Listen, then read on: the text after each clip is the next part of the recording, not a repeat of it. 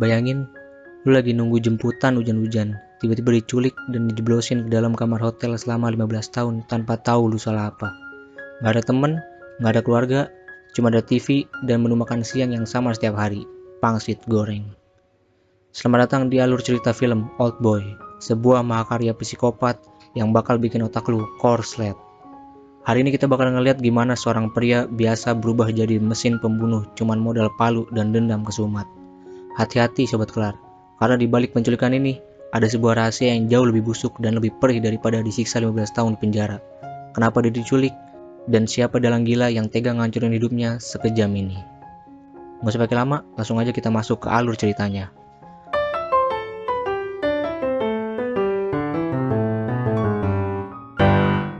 Halo sobat kelar, balik lagi sama gua Bang Kelar dan selamat datang di channel 20 menit kelar. Sebelum mulai, boleh minta like, share, subscribe, dan komen film apa yang harus 20 menit kelarin selanjutnya. Karena film panjang, santai, 20 menit kelar. Cerita dimulai dari tahun 1988. Kenalin, nama bapak-bapak ini adalah Oh Dae-soo. Dia ini sebenarnya bisnismen biasa yang udah punya satu anak perempuan. Tapi suatu malam, pas lagi hujan deras, si Dae-soo ini malah mabuk berat sampai teler.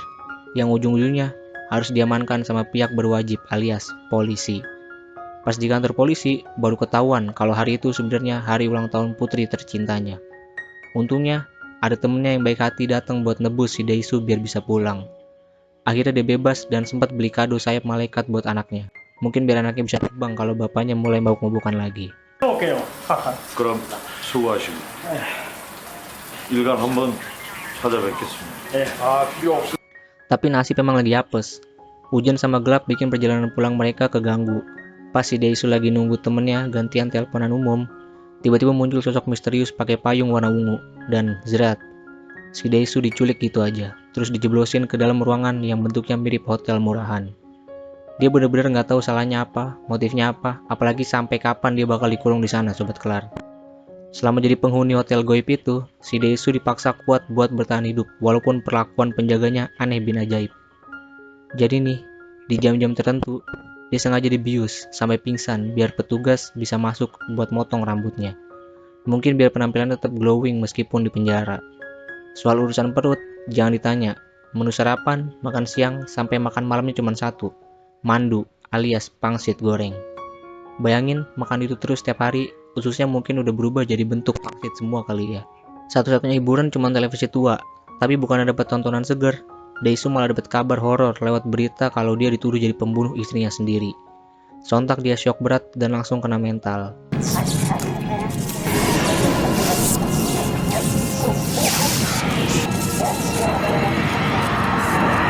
Dari situlah dendamnya mulai mendidih.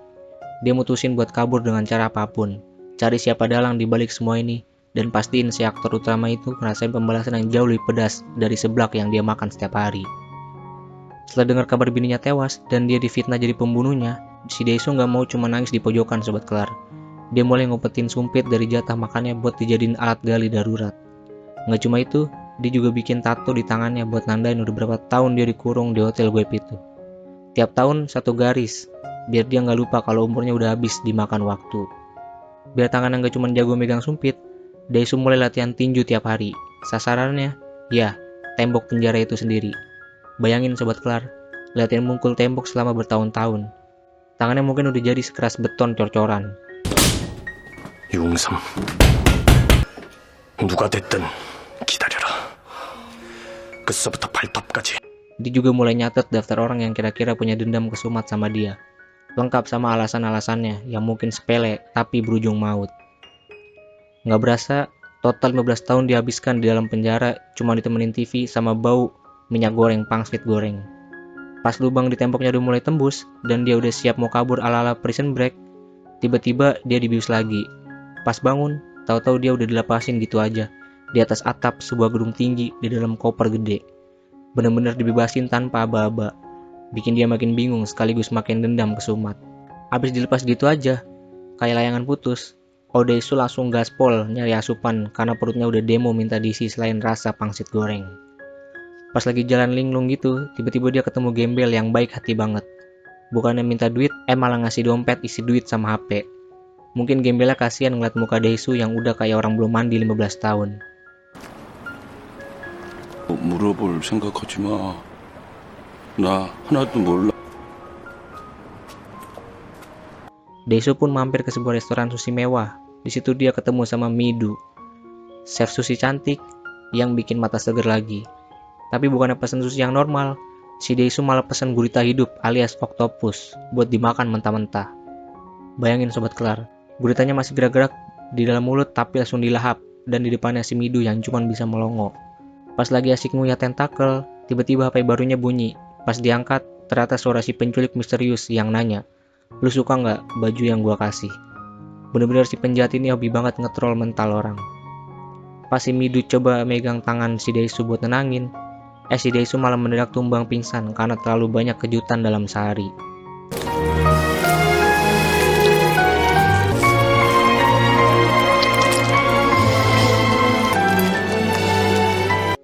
Karena Midu ini orangnya perhatian dan mungkin ngerasa Daesu ini cowok yang unik, dia mutusin buat bawa Daesu pulang ke rumahnya. Pas Daesu siuman, bukannya bilang makasih, dia malah dapat panggilan alam, alias mau melampiaskan nafsunya ke Midu. Jelas Midu langsung nolak keras, tapi dia tetap kasih janji manis. Sabar dulu, nanti ada waktunya kalau momennya udah pas. Bener-bener perjuangan Daesu ini penuh lika-liku ya guys. Dibantu sama si cantik Midu, Daesu akhirnya mulai nyari keberadaan putri semata wayangnya yang dulu dia tinggalin pas masih bocil. Tapi ngenes banget, ternyata nasib berkata lain. Putrinya udah diadopsi sama keluarga dari Swedia dan sekarang tinggal jauh di sana. Bukannya nyerah, Daesu malah makin panas buat nyari tahu siapa sebenarnya bajingan yang udah ngerusak hidupnya. Satu petunjuk yang dia punya cuma satu, rasa pangsit goreng. Bayangin, 15 tahun makan pangsit goreng yang sama setiap hari bikin lidah Daesu jadi detektor makanan yang paling akurat sedunia. Dia pun keliling dari satu restoran ke restoran lainnya buat nyicipin satu-satu sampai nemu rasa yang klik. Akhirnya usahanya nggak sia-sia, dia nemuin gedung tempat dia disekap dulu. Tanpa babi bu, Daesu langsung ngamuk, cuman modal sebuah palu, dia ngebantai semua preman penjaga gedung itu sendirian, kayak jagoan di game Beat 'em Up.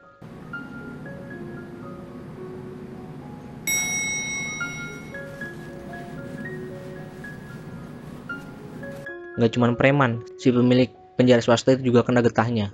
Daesu balas dendam dengan cara nyopotin gigi si bos itu sebanyak 15 biji. Pas banget satu gigi buat tiap tahun penderitaannya. Dari situ, dia dapat info tipis-tipis kalau alasan dia dikurung cuma satu, gara-gara mulutnya terlalu ember. Waduh, cuma gara-gara hobi ngegosip doang hukumannya 15 tahun penjara. Kan gak ngotak ya sobat kelar. Akhirnya bareng Midu, Daesu berhasil ngelacak siapa dalang utamanya. Ternyata dia adalah Wo Jin Lee, seorang taipan muda yang tajir melintir tapi jiwanya agak geser.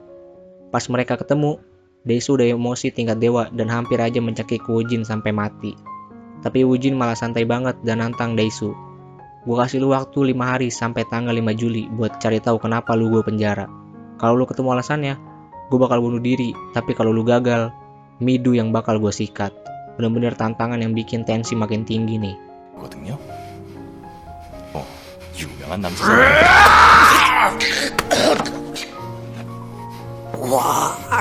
Daesu makin pusing tujuh keliling nyari tahu apa sih sebenarnya kesalahannya dia sampai harus reuni sama pangsit goreng selama 15 tahun. Di tengah tekanan waktu dari Wo Jin, hubungannya sama Midu makin nempel kayak perangko. Karena sering curhat-curhatan dan nasibnya sama-sama ngenes, benih-benih cinta pun tumbuh subur sampai akhirnya mereka berdua bercinta dengan penuh gairah. Tapi Daesu ini orangnya nggak gampang dikibulin. Dia ngerasa si Wo Jin ini kok kayak dukun, tahu aja dia lagi di mana. Daesu sempat curiga jangan-jangan si Midu ini mata-mata suruhan Wo Jin. Karena dia sempat ngancem Midu, tapi si cewek ini tetap nggak ngaku. Akhirnya Daesu periksa semua barang bawaannya, dan boom, ketemu sobat kelar. Ternyata di dalam sol sepatu udah ditanam chip pelacak canggih. Pantesan aja, dia kemanapun pergi, si Wo Jin selalu tahu. Daesu yang udah emosi jiwa langsung nyabut itu chip dan minta bantuan temennya yang jago IT buat mecahin teka-teki motif si taipan gila itu.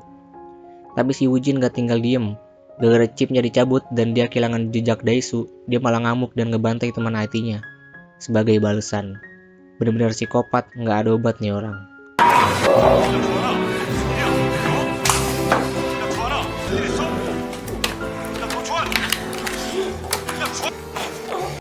Gak lama kemudian, Daesu akhirnya nemu benang merahnya dan langsung nyamperin Wo Jin.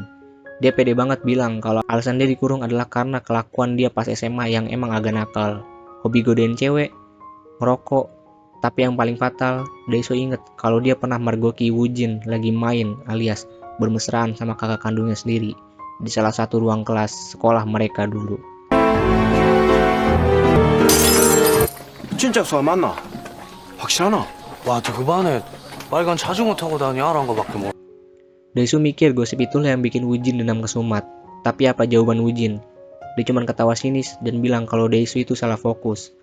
Woojin bilang permainan ini bukan soal kenapa dia dipenjara, tapi harusnya Daesoo mikir kenapa dia dilepaskan. Waduh, ada plot twist apa lagi nih Sobat Kelar? Nah, disinilah momen yang bikin otak kita semua kena mental, Sobat Kelar. Si Woojin dengan santainya ngeluarin sebuah kotak berwarna ungu. Pas Daesoo buka, dia langsung kaget setengah mati sampai mau copot jantungnya. Di dalamnya, ada album foto yang isinya dokumentasi anak perempuan Daesoo dari masih kecil, remaja, sampai dewasa. Tebak siapa sosok di foto itu? Ternyata dia adalah Midu. Daesoo langsung ngerasa dunianya runtuh, Sobat Kelar. Dia nyesel-nyeselnya karena baru aja main kuda-kudaan alias bercinta sama Midu yang ternyata adalah darah dagingnya sendiri. Woojin pun ketawa puas dan bilang kalau ini adalah paket pembalasan dendam yang sempurna. Dulu, Daesoo emang mulut ember pas SMA. Dia ngumbar gosip soal hubungan terlarang Woojin sama kakak kandungnya ke satu sekolah. Gara-gara mulut Daesoo yang gak bisa dijaga itu, kakak Woojin depresi berat dan milih buat terjun bebas ke waduk di depan mata Woojin sendiri. Bagi Woojin, Daesoo udah ngerampas kakak sekaligus kekasih hatinya. Jadi Woojin pengen Daesoo ngerasain rasa sakit yang sama, yaitu ngelakuin hubungan haram sama keluarga sendiri. Ternyata selama ini, si Taipan gila ini udah pakai jasa tukang hipnotis buat nyuci otak Daesoo sama Midu biar mereka berdua bisa saling jatuh cinta pas ketemu. Bener-bener skenario yang ngeri banget Sobat Kelar. Nggak cuman itu, Woojin juga ngasih tahu kalau saat ini ada anak buahnya yang lagi meluncur ke rumah Midu buat ngasih kotak ungu yang sama. Woojin juga cerita kalau dia sempat ngasih pelajaran ke anak buahnya itu dengan cara motong tangannya, gara-gara anak buahnya berani-beraninya pegang aset pribadinya Midu. Tapi yang namanya bos tajir, dia gampang aja bikin anak buahnya nurut lagi, cuma dengan modal janji fasilitas baru. Daesoo yang udah gak kuat nahan emosi langsung nyoba nyerang Woojin, tapi yang namanya juga bos besar, pasti punya pelindung Sobat Kelar. Muncullah Mr. Han, bodyguard setia yang langsung pasang badan. Bukannya berhasil balas dendam, si Daesoo malah diajar habis-habisan sampai bonyok sama si Mr. Han ini. Pas si Mr. Han ngerasa Daesoo sempat mau ngelawan balik dan bisa ngebayain dia, si bodyguard ini langsung naik pitam dan niatnya mau langsung ngirim Daesoo ke akhirat saat itu juga. Tapi di sini ada kejadian aneh Sobat Kelar. Si Woojin ngerasa anak buahnya itu udah kelewat batas alias offside. Tanpa bebibu, Woojin langsung ngambil pistolnya dan dor. Dia sendiri yang nembak mati si Mr. Han. Bener-bener bos yang gak punya perasaan. Anak bos sendiri aja masih dikasih hadiah Timas Panas cuma gara-gara ganggu skenario dia.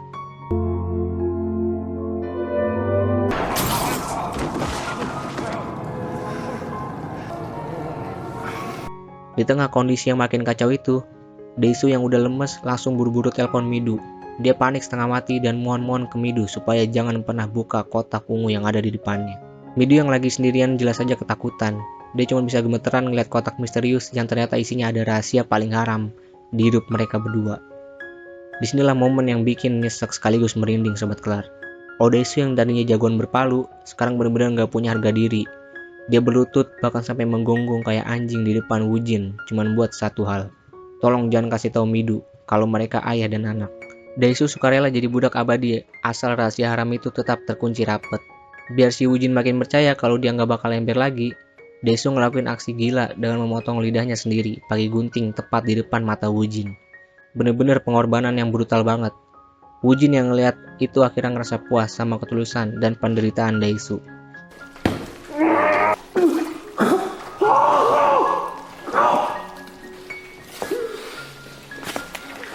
Dia pun ninggalin Daesoo yang berlumuran darah, terus sempetin telepon Midu buat bilang kalau dia nggak perlu buka kotak ungu itu. Tapi Sobat Kelar, setelah dendamnya tuntas, Woojin ngerasa hidupnya udah nggak ada tujuan lagi. Pas lagi di dalam lift, dia ingat lagi kenangan sama kakaknya. Terus tanpa ragu, dia nempelin pistol ke kepalanya dan dor. Dia milih buat nyusul ke kakaknya ke alam baka. Waktu pun berlalu, dan Daesoo yang masih hidup dalam bayang-bayang dosa akhirnya nemuin tukang hipnotis yang dulu dipakai Woojin. Si tukang hipnotis itu kasihan ngeliat hidup Daesoo yang udah hancur lebur. Jadi dia setuju buat bantu Daesoo buat melupakan semua memori kelam soal hubungan saudara itu. Film ini ditutup dengan pemandangan padang salju yang indah banget. Daesoo ketemu lagi sama Midu dan mereka berdua berpelukan dengan hangat. Tapi ada satu hal yang bikin penonton mikir Sobat Kelar. Apakah hipnotisnya beneran berhasil? Atau Dae-soo sebenarnya masih ingat semuanya, tapi milih buat pura-pura lupa demi bisa terus bareng anaknya? Bener-bener ending yang bikin kita bengong. 사랑해요.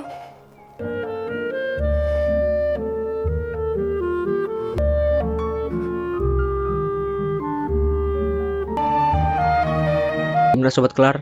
Masih berani punya mulut ember atau hobi gosip setelah lihat nasib bapak ini? Gue gak bakal ngasih tahu apa isi kotak ungu yang bikin dia sampai rela motong dirinya sendiri dan menggonggong kayak anjing. Satu hal yang pasti, ending film ini bikin lu bengong dan nanya, kok ada orang sejahat itu?